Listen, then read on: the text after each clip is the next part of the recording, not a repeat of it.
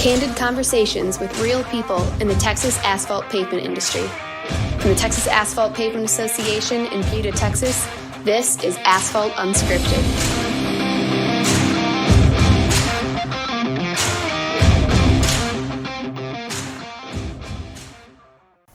Hello everyone, I'm Harold Mullen with the Texas Asphalt Pavement Association. I'd like to welcome you to another edition of Asphalt Unscripted. Here on the far side of the table with me is our co-host, Corey Swart. Corey, how you doing? Doing great today, Harold. Glad to be here and glad for our guests today. Absolutely, and speaking of our guests, we have the one and only Gina Gallegos, the District Engineer from San Antonio District. Gina, welcome. Thank you. Thank you for having me. Absolutely. We are delighted to have you. You have always been so involved in TxDOT through the years, and we certainly appreciate that. We think of you as a wonderful, wonderful partner that is really dedicated to quality, and we appreciate that. Yeah. So, Corey, I hadn't seen you in a day or two. He was riding a motorcycle, Gina. Go figure. I was evaluating pavements. There you go. Yeah, that's what I was doing.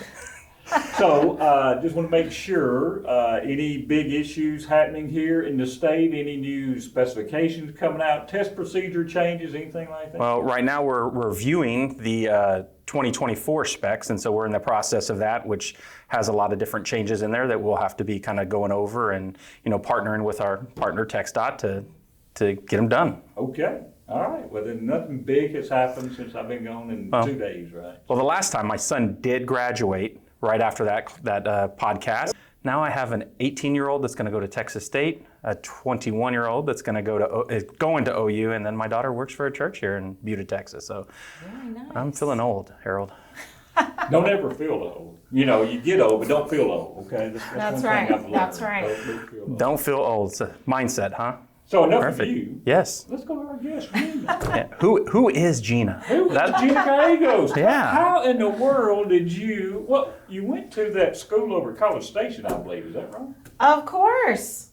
Okay. Of course I did. All right. Yes, I went to Texas A&M University. See my ring? All right. So do y'all share the same color? Mississippi State and A&M. Is that the same maroon? Absolutely. Or they're slightly different? No? Even in sports, we have shared a lot. We had two of our football coaches come from A&M, Emory Ballard and Jackie Sherrill.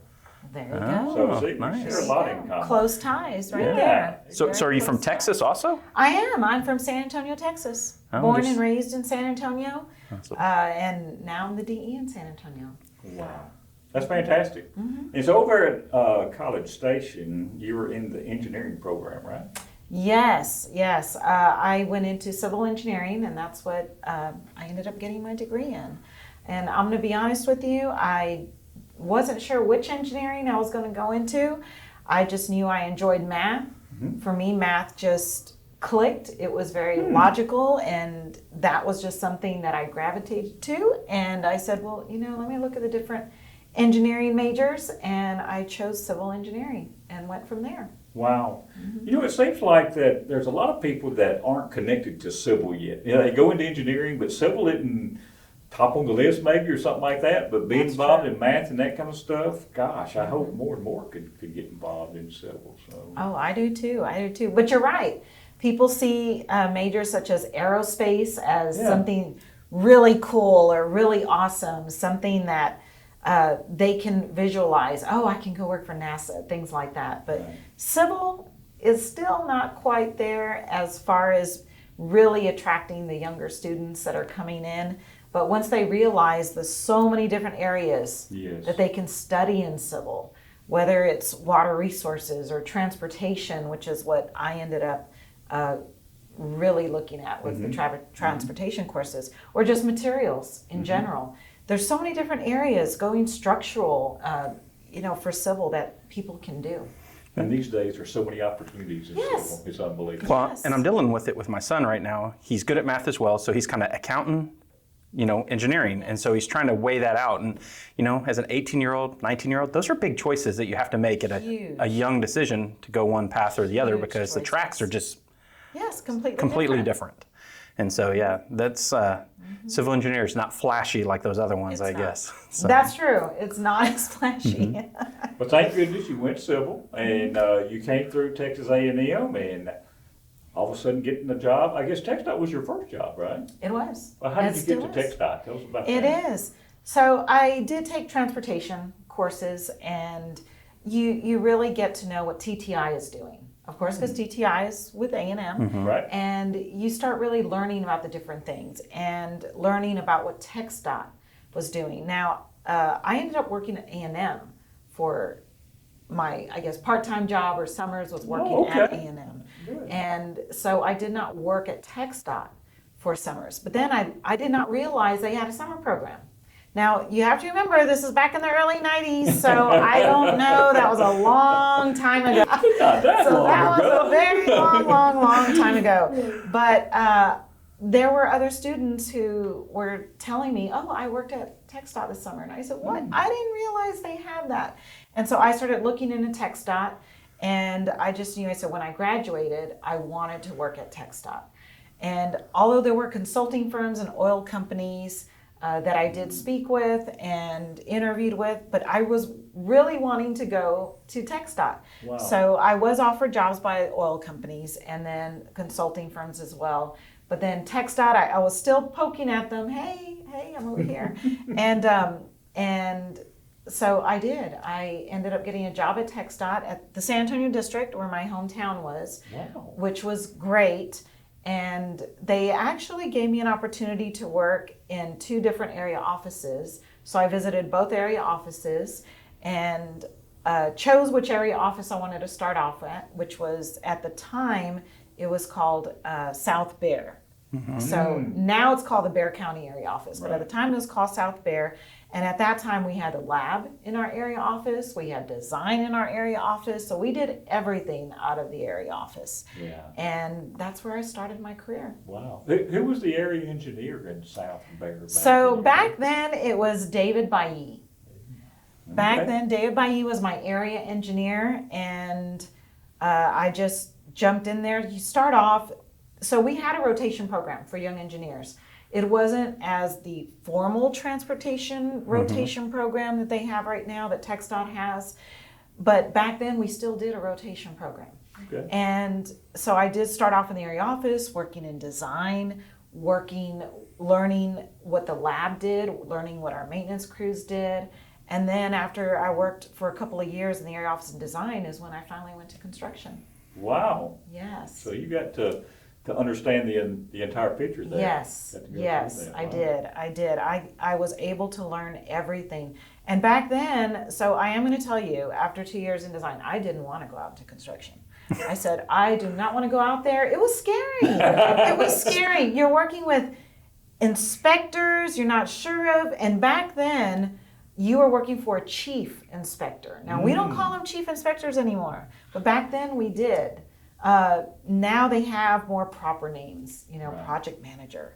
But back then you worked for a chief, and you were assigned to a chief, and that's who you learned from.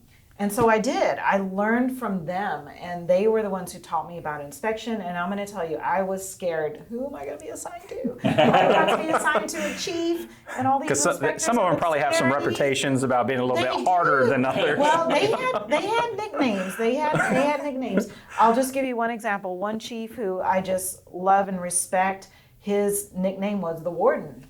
Ooh. And the warden was Yeah. the warden. Yeah. And so every chief had a different type of nickname and a different reputation. And I was assigned to him, and they taught me about measurements and payments by hand. Wow. And when I went to the lab, there was no, I'm going to go to TxAPA and get level 1B certified. Right. You ended up learning everything at your lab, or you got certified at your lab. Right away they taught me, okay, Gina, you're going to learn how to operate at nuclear density. I'm doing what? Okay. Did you just say nuclear? Yes. I'm like, what? Yes. What? And so, like I said, I was scared going to construction, because now, instead of sitting in the area office where I was sitting at a drafting table, we didn't have offices, but we had a drafting table in a big open room, and where I'm sitting there working on plans inside, I'm now being thrown out to this environment, which I was very hesitant, but I did it, and I just thought, okay, let's see what happens. I'm just going to jump in and go. And I did. And then I loved construction. Wow. From that point on, I love learning from all of my inspectors and my chiefs. And I say plural because I did get the opportunity to work under different chiefs, but learning from them. And there was no AutoCAD doing MicroStation. I mean, I learned AutoCAD at A&M, but TxDOT had a different type of graphics called MicroStation, but they were just getting into it at the time. We were using Mylars. We did change orders by hand on Mylars. So that's how old I am. Well, but Oh like my thinking of gosh. new students coming into our industry, civil engineer students, like to me that would give me, if I was a student, would give me some hope, like some vision, because you're learning, you're moving around. It's not like you're stuck in one position. You can move around at TxDOT and kind of see the whole picture of what y'all are doing there and kind of pick where you want to be. You do. That's right. There's so many opportunities now for students, or even if you're not a student in the engineering program, even if you're an inspector, or whether you're working in construction or maintenance, there's so many opportunities, and we are putting together different paths for them to just grow and really grow in TxDOT. You bet. And have a great career. But you talked about that, not resistance, but that, not fear really, but just being uneasy about going out there. And It was fear. I had fear. It was fear. I'm going to tell you. So I was saying, how did you? I mean, what said? Okay, I'm gonna have to tackle this. I mean, how did you process that? It was one of those things where it was either you do it or you don't. And back then, again, there really wasn't much of a choice. You were told, okay, now you've done this. Now you're going here. Gotcha. And I just said, okay.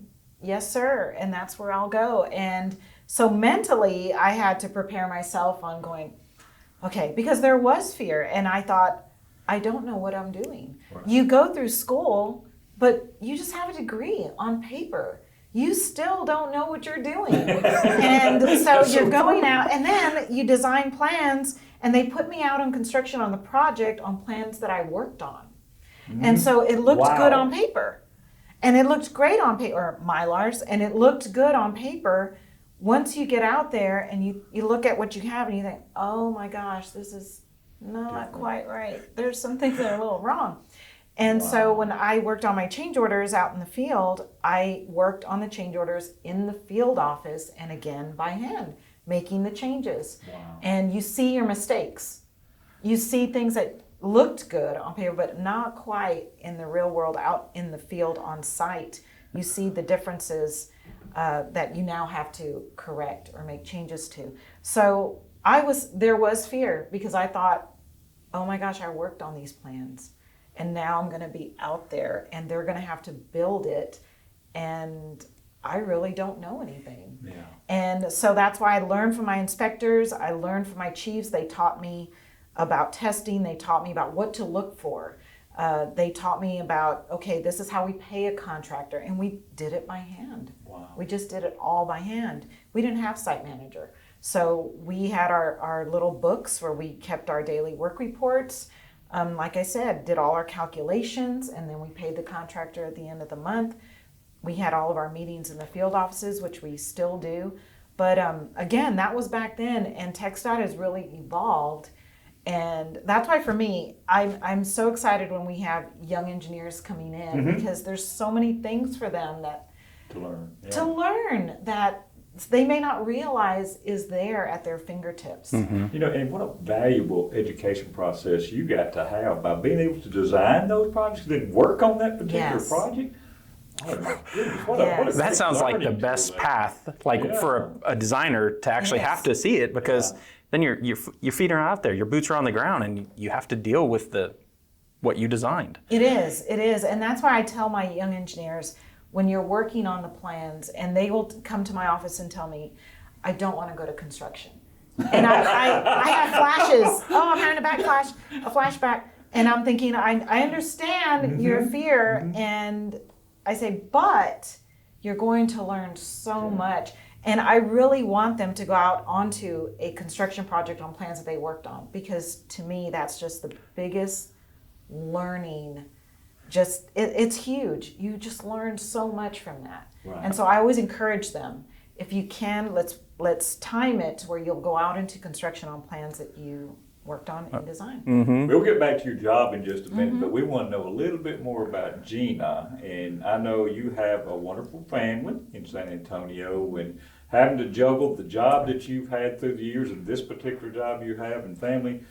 I know that's a big chore, but tell us about your family and how y'all have brought everything through to this point. Oh my goodness. Well, my family is, everybody's family is unique and fun and crazy and has everything going on at the same time. And mine is really just the same.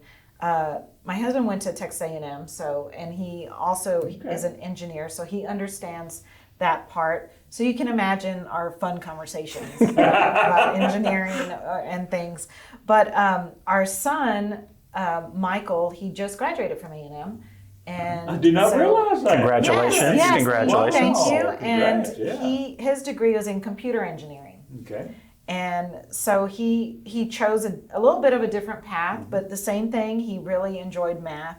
But you know how these I still call him a kid, how these kids nowadays are so good with technology. And so for him, computer engineering just made more sense. He wanted to go that route. And so that's what he graduated with. And then we also have my daughter, who is right now at UT Dallas, but right now, so her degree though, she wants to pursue computer animation. She was going to go into just computer science, but she decided computer animation. So right now she's in the Disney college program. Oh, So wow. we're gonna go move her back home in August. We'll fly up there to move her back so she can continue the fall over at UT Dallas.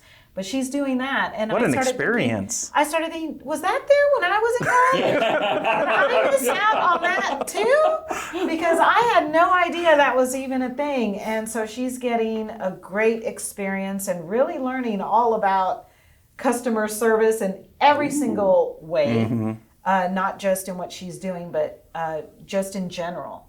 And working with people from all over the country, and even working with people, students that are coming in from outside of the U.S., meeting them, and then just the tourists and people they're dealing with at Disney. So she's getting a great experience that, again, I started thinking, wow, that is interesting. Yeah, so that's pretty much, I say my family in a nutshell. But so now that I have both kids out of the house, we do watch a lot of Netflix and Disney Plus and things like that. We're always, what show should we start next? Which I'm going to be honest with you, never used to do that. We never had the time to watch shows. Yeah. And so now we are doing that, which is a lot of fun. But as far as me, I do enjoy working out. I usually go at about 4 a.m. and go for my run, or biking or swimming. Wow. So if I'm not running, I would sign up for triathlons and do those types of events. My husband does not do that. And He's still sleeping at 4 o'clock? yes, I'll be honest, that's what I'm doing at 4 o'clock. yes. And so I am proud to say I am an Ironman. So I do. Wow. the Congrats. I didn't realize And that. when I got to, I was doing Ironman Texas, which was in the Woodlands. And of course you finish your swim, then you finish your bike, and then you get to the run. And it's a very long day. And my husband and my daughter, I think, went to the mall. They watched a movie. And I was like, what are y'all doing? As I'm running, he caught up to me. He came to say hello. And I said, what have y'all doing? He goes, oh, we went to eat. We went to the movies. And I'm still out there. So real quick, whatever Ironman, what is the actual? So you do not familiar. 2.6 miles swim, then you bike for 112 miles, and then you finish it by running a marathon. And so, and they have running a marathon at the end. Yeah.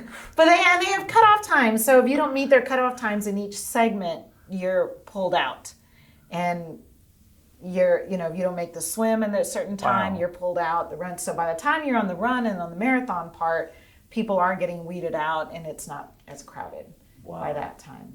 So and then you finish.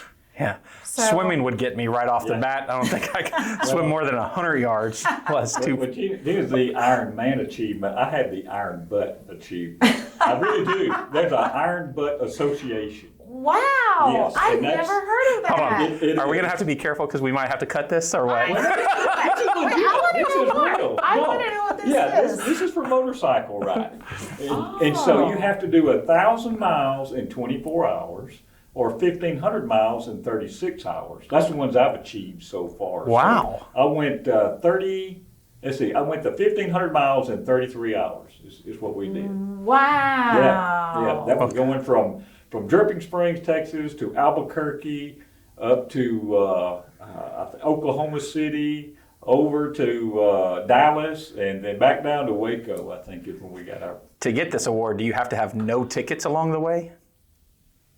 No, that would be a witness, really, that signed up. You have to have witnesses along the way. So that would be a witness, but we didn't have any great confidence. But That's a anyway, good thing. There's a truth. Wow. Yeah, that is awesome. But no, Iron Man is much more Well, no, that's impressive. similar. Yeah. That's similar. There you go. Very I'm just going to say close. nothing iron with me. I'll just be honest. Iron Head. Iron head. Yeah. I love that. I had never heard of that. Oh, yeah, it's crazy. Wow, It's crazy. that's impressive. My Yeah. motorcycles scare me, so I'm scared to be on a motorcycle. Well, it scares me to do the Iron Man, to ride and swim and all And that. bike. Yeah. No. Well, they do have the half Ironman, so you could do the half Ironman. That was in I like Galveston. swimming, you know. See, we had on the half Ironman, you had to jump off the pier, and so you're swimming, of course, in the salt water. You just have to make sure a jellyfish doesn't attach to you. For sure. So you don't want that. That happened to my friend. But so as long as you get out without a jellyfish attached to you, and then you just jump on your bike. But that one's a lot of fun because it's only 70.3 miles at the end.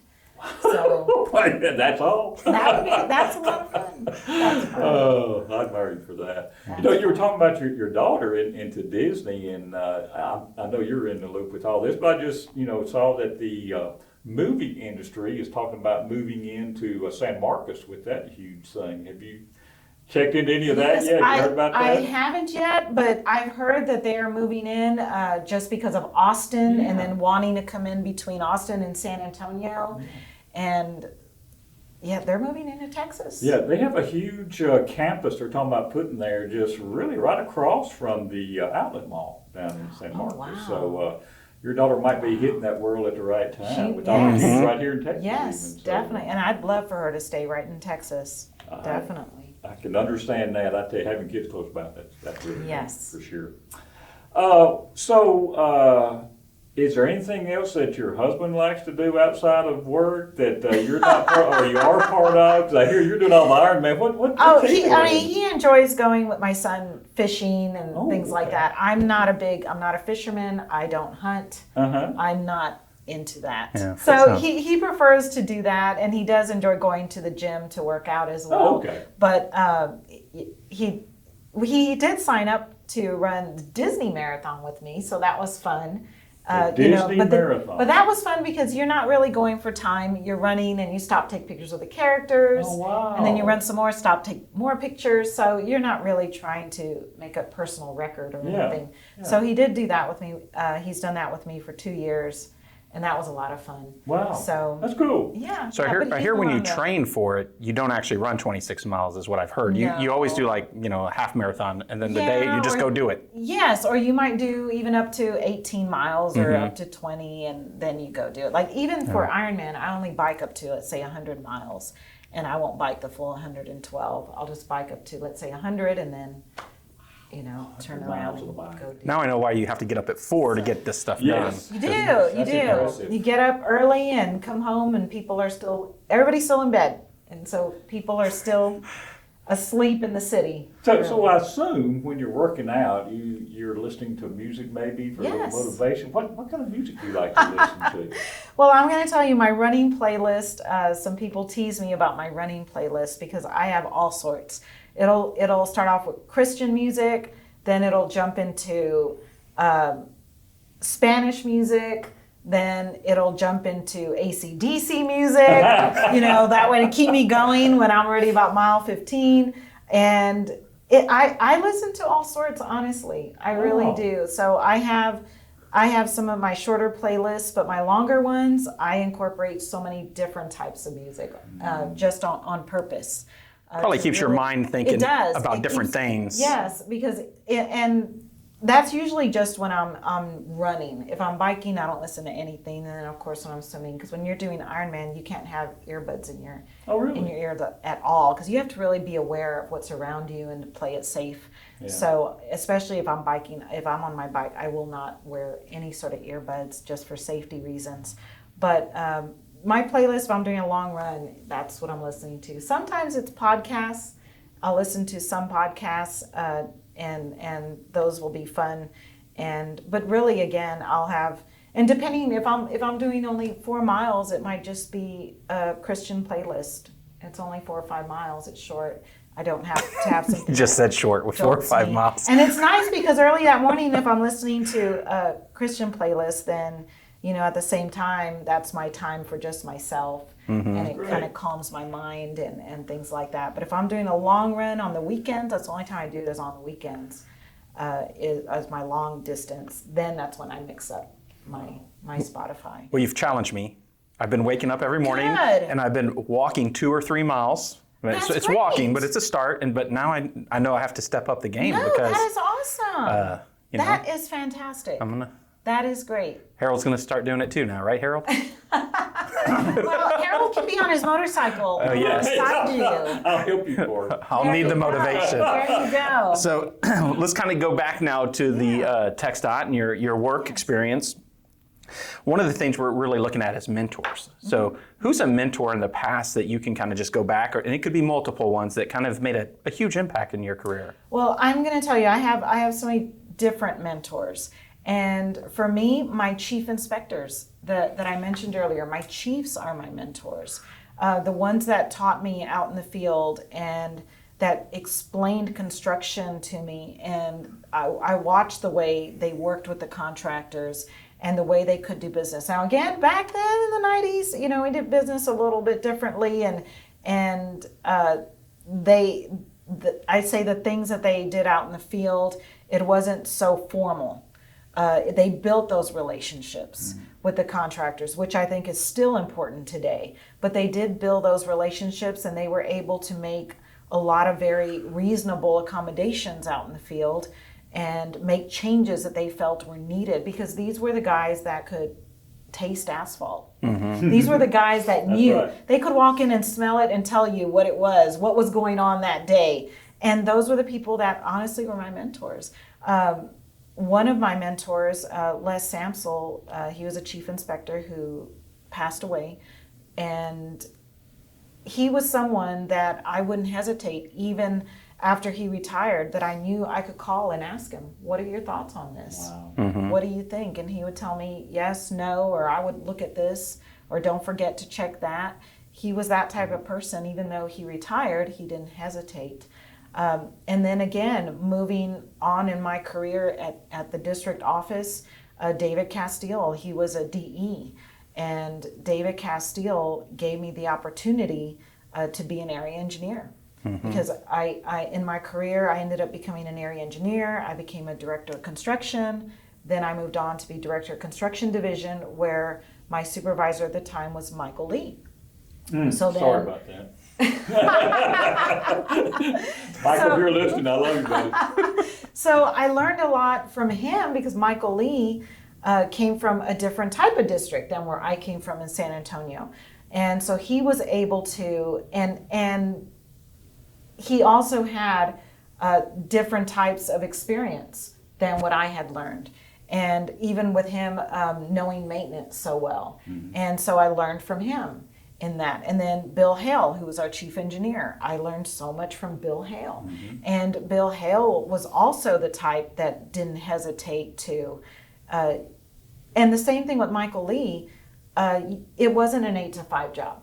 And we knew that, they knew that, and you could talk to them, it was in the evening, on the weekend, something you thought about, you could text them, they would reply. I mean, it would be a Friday night and I was talking to Bill Hale, about something, and we would discuss an upcoming project or something we were just thinking about. And so for me, I feel as though I have different mentors in different areas and where I've worked and people that I could talk to. And so for me, I feel the relationships within TxDOT are important. And especially for the young people coming in and starting off at TxDOT, I always tell them they need to build those relationships. And when I was in construction division, Michael Lee gave me the opportunity to go and speak in front of the area engineer class for up and coming area engineers. And I used to be an AE, and I'm going to tell you, I'm just going to throw this in there, that's probably the best job ever in anything in TxDOT. That's the job. And I wish I would have realized that when I was an area engineer, because that was the job to have, was being an AE. But when Michael Lee gave me that opportunity to speak, I was telling all of them, you need to see who you're around right now, because these are the people you're going to grow up with, and these are the people you're going to grow in TxDOT with, and the same thing with the contractors. Yeah. And the contractors, I've gone to speak before to their younger AGC group. And what I mean by that is their up and coming next group, leadership for AGC. And I've told my people, and I've told them as well, you need to get to know each other, because you're going to grow up with them, and then pretty soon they're going to be running their companies, and you really learn, because a lot of these men and women in AGC right now, I knew a lot of them when I was just an EIT. And now I'm where I'm at, but I've known a lot of them for so many years, and I've worked with them on projects before, just growing up here, growing up in TxDOT. And so even contractors, learning from them, I consider some of them as well as my mentors, because you learn from contractors as well on how to build things, because that's what they're in the business for. Gina, mentorship is so special. It's very important. And you mentioned several true leaders, and I see you in that same light as a leader at TxDOT and a great mentor.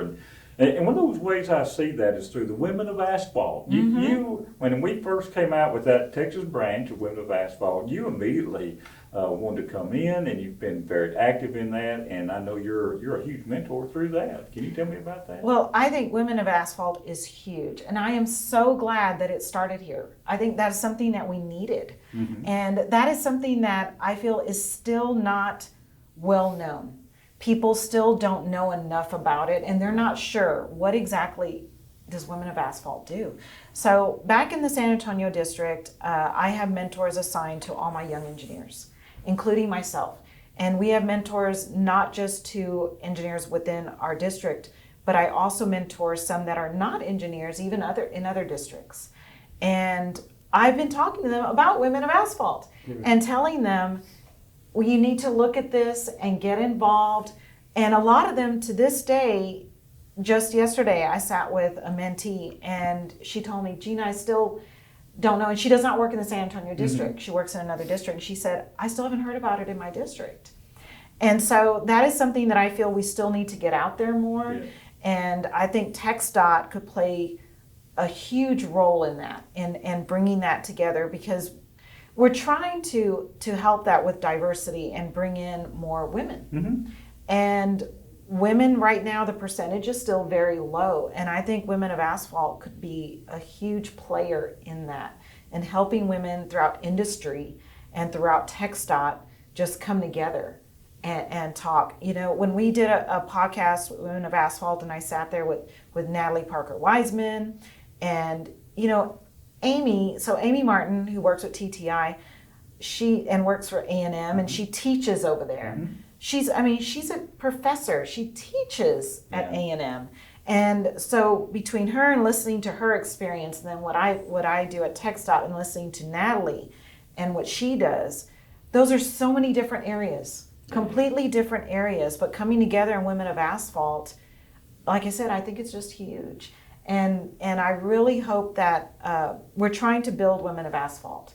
And I really think if we could have do something in the future, and what I mean by that is, let's say at a conference or something, and have a panel of us speaking, and all these young women that I've been speaking to at TxDOT, and encouraging them to look it up and sign up for it. And I've also been telling men, you don't have to be a woman, you can sign up for it as well. Exactly. And when I've told men that, they were surprised. They said, oh, well, we didn't know we could sign up too. Yeah. I said, yes, you could be a member of that as well.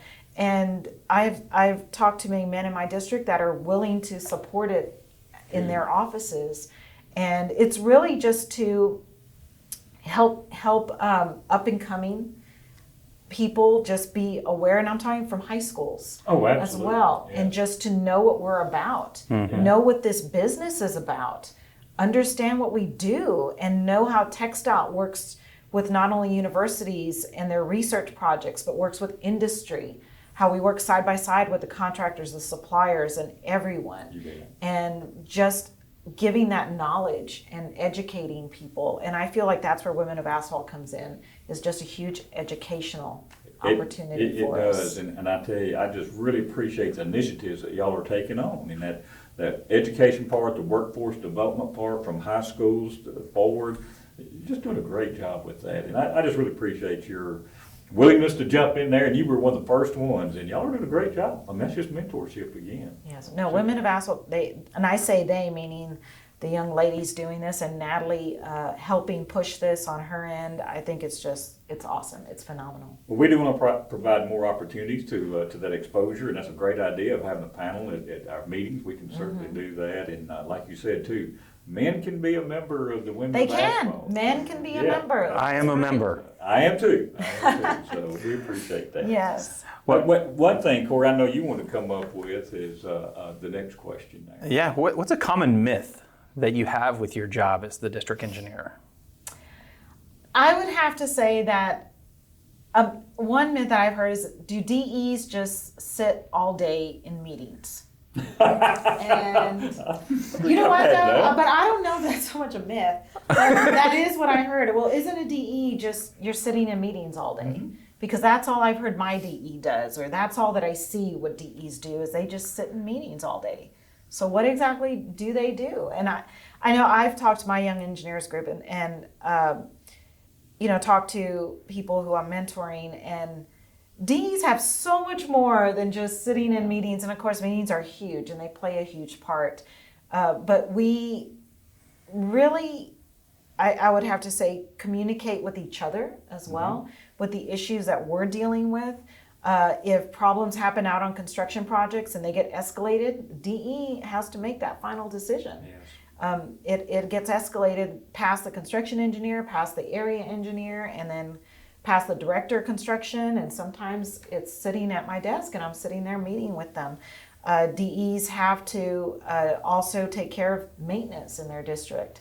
And DEs have to make sure everybody's having the opportunity to grow. All of their employees are really growing, besides all the HR issues. HR issues are what a district engineer does, deal a lot with that. So I have heard, well, DEs just sit in meetings all day. And we do, but we're sitting in meetings for reasons, and maybe sometimes we're sitting in meetings talking about meetings, but there we are. And then also as a DE, and like I said, we talk to the other DEs, we also sit on panels. And what I mean by that is I'm currently on a panel with other DEs where we are currently reviewing all 25 districts' safety plans, the district safety plans.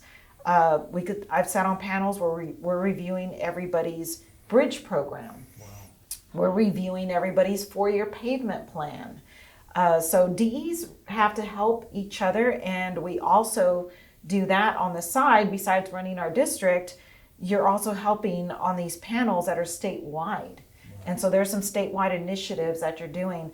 And one thing that I had the best time, I'm just going to throw this out there too, as director of construction, was when we were out there reviewing the pavements for the awards. Oh yeah. So I told my director of construction, she told me, well, this is what I'm going to have to do, and I'm going to be who I'm going to be paired up with. And I said, oh, you're going to love it. I said, you're going to get to go see these projects and these other districts, and you're going to get to rate them and rate their roads. So again, as a DE, you take pride in what's in your district. And so when you hear about roads not looking so well or not doing so well, that is concerning to DEs. And that's concerning to all of us. So when I got to San Antonio, that's what I said. We are going to win an award. we have to win an award. We will win an award, because we were not winning an award. And I said I wanted us to win an award. But again, so it's more than just sitting in meetings, even though I've heard that, and that has been said to me by some younger staff, and I thought it was really funny, and I thought, oh, I wish that was the only thing I did. Well, you said it earlier too. You work late sometimes too, and people don't see what you're doing at 8 o'clock at night. They don't. They really don't. We're getting close to time though, so I say Yes. we'll do 2 more questions, Harold. I'll let you pick the next one, and then I'll finish with that last one.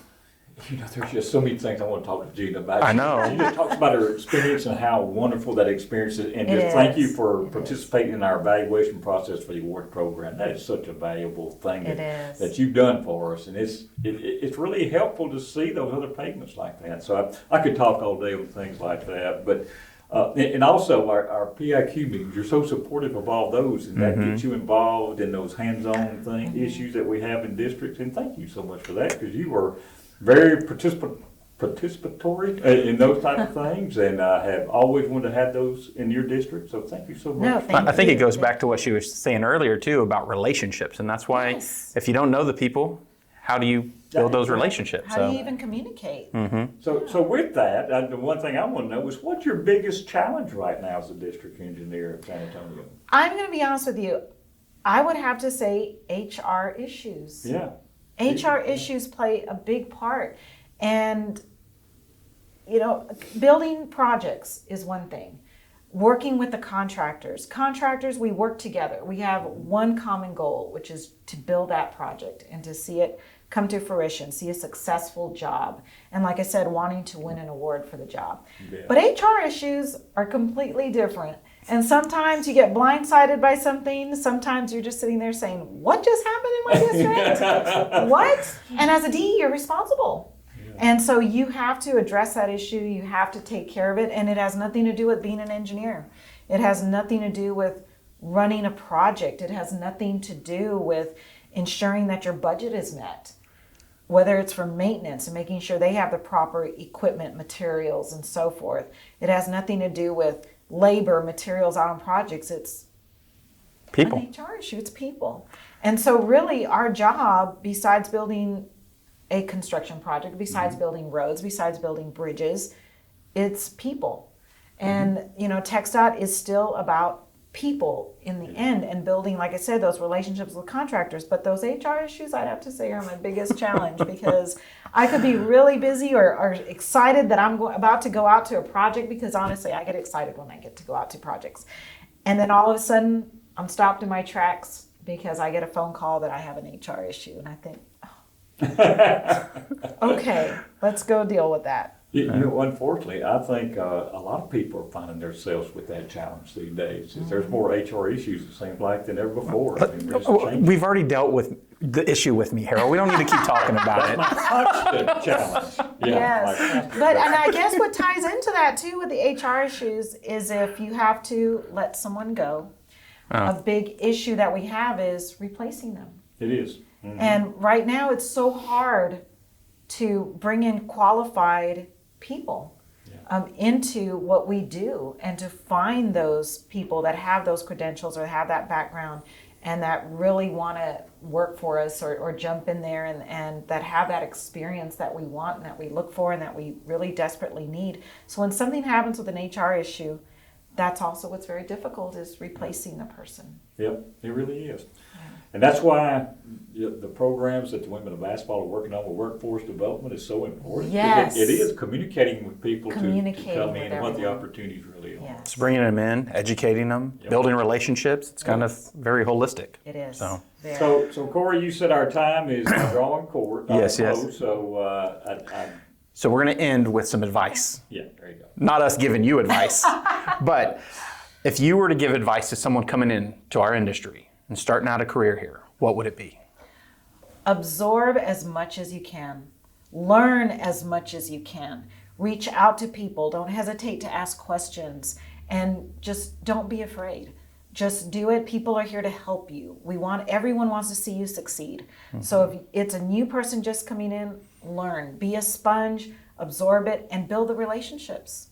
And it's not too early to start now to build the relationships, not within, let's say, TxDOT, but with the contractors, with just the suppliers, with everyone. Just start getting to meet everyone and learn as much as you can. Awesome. Well, Gina, thank you so much for being here today. Thank you. Thank you for having me. You're a tremendous partner in quality, and we really appreciate that so much. But you're a true leader at TxDOT, and Thank you. Your partnership with the entire industry, not just us, but the entire industry has really proved to be very valuable. So thank you for your leadership. No, too. thank you for having me. I appreciate this. This was fun. So Good. thank you Yeah. very much. Good. We enjoyed it.